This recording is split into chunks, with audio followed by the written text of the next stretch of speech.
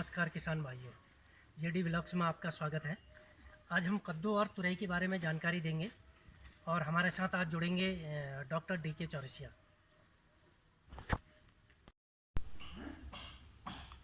नमस्कार किसान साथियों, मेरा नाम डॉक्टर DK चौरसिया है और मैं कृषि विज्ञान केंद्र पिथौरागढ़ में प्रक्षेत्र प्रबंधक के पद पर कार्यरत है। और हमारे प्रक्षेत्र पर इस समय 56 कद्दू, लौकी, तोरई, खीरा जितने भी कद्दू वर्गीय पौधे होते हैं उनकी पौध इस समय तैयार है।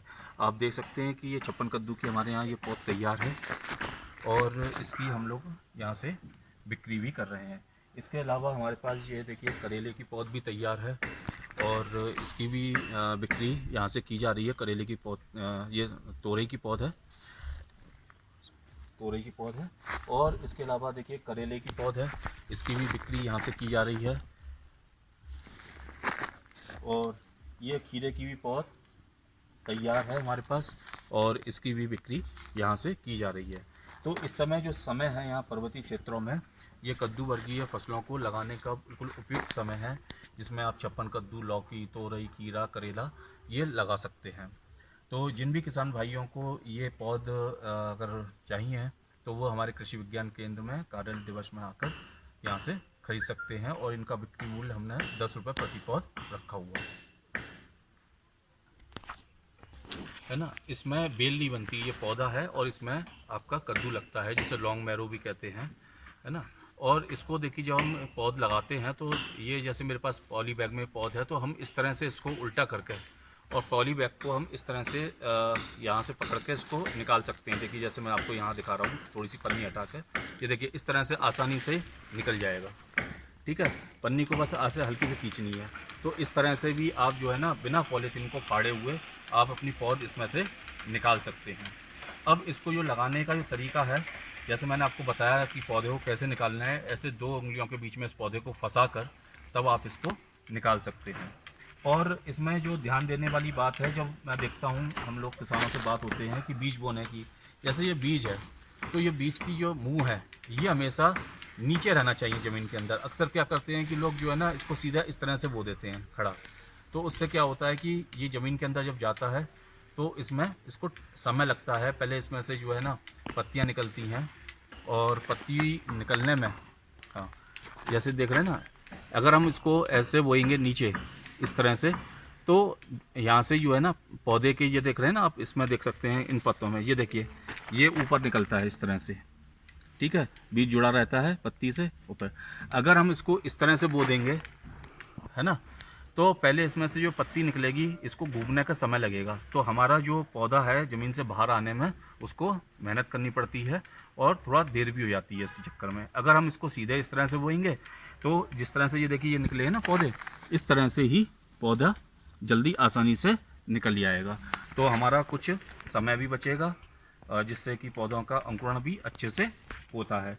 तो इसको ये लगाने के लिए है, आप इसको मल्च में लगा सकते हैं, ब्लैक पॉलीथीन की मल्च में लगा सकते हैं, घास बिछा के लगा सकते हैं, और जिस तरह से आप लगाते हैं बिना घास के या उसके बिना मल्च के उस तरह से भी लगा सकते हैं। लेकिन जो प्रयोगों के आधार पर हमने जो देखा है इसका अनुपात रिजल्ट, वो सबसे ज़्यादा जो मल्च वाला है उसमें सबसे अच्छा लगता है। और दूसरी एक अच्छी बात ये होती है इसमें कि जब हमारा पौधा ब्लैक पॉलीथीन मल्च में होता है तो ये ज़मीन के संपर्क में आकर सड़ता नहीं है मल्च लगा होने के कारण। लेकिन अगर हम मिट्टी में लगा देंगे ज़मीन के संपर्क में आएगा तो सड़ने लगता है।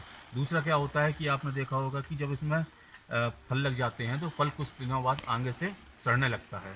उसकी जो मुख्य वजह होती है कि जब हम सड़ जाता है तब हमें याद आती है कि अब इसमें कुछ करना चाहिए, लेकिन उसकी जो मुख्य वजह होती है कि जब इसमें फूल आता है उसी समय इसमें कीड़ा आके अंडे दे देता है और उसके अंदर ये जो है ना फूल बंद हो, फूल के अंदर वो अंडे बंद हो जाते हैं और वहीं पे उसका लाइफ साइकिल चलता है। जिससे क्या होता है कि जब वो उसका लार्वा बड़ा होता है तो अपनी लार से वो पौधे को, फल को गला के बाहर निकलने की कोशिश करता है। और हम देखते हैं कि हमारा कद्दू में कीड़ा लगा हुआ है, लेकिन कद्दू में जो कीड़ा लगता है तो हमें जब इसका जो नियंत्रण करना है वो उस समय करना है जिस समय फूल आता है। फूल इसमें सुबह 7-8 बजे खिला रहता है, तो उसी समय हमें फूल के ऊपर कीटनाशक, सिस्टमिक कीटनाशक का छिड़काव करना होता है। तो 2 ग्राम मात्रा 1 लीटर पानी में घोलकर उस कीटनाशक का उस फूल के ऊपर छिड़काव करना होता है, एक तरीका। दूसरा तरीका ये है कि आपकी फल अगर आपके पौधे कम हैं तो आप देख लीजिएगा कि जिस समय आपका 56 कद्दू का पौधा एक हाथ के बराबर इतना बड़ा हो जाए तो उस समय उसमें से जो फूल जो जुड़ा रहता है उसको तोड़ के अलग कर दिए सूखे फूल को और उसको मिट्टी में दबा दीजिएगा। ऐसा अगर करते हैं तो इससे भी हमारा जो कीड़ा उसके अंदर बंद होता है फूल के अंदर वो अलग हो जाता है और हमारा जो है ना फल सुरक्षित रह जाता है। तो उम्मीद करता हूँ कि आपको ये जानकारी पसंद आई होगी। आगे अन्य जानकारी के लिए फिर अगले अंक में आपके साथ। धन्यवाद, नमस्कार।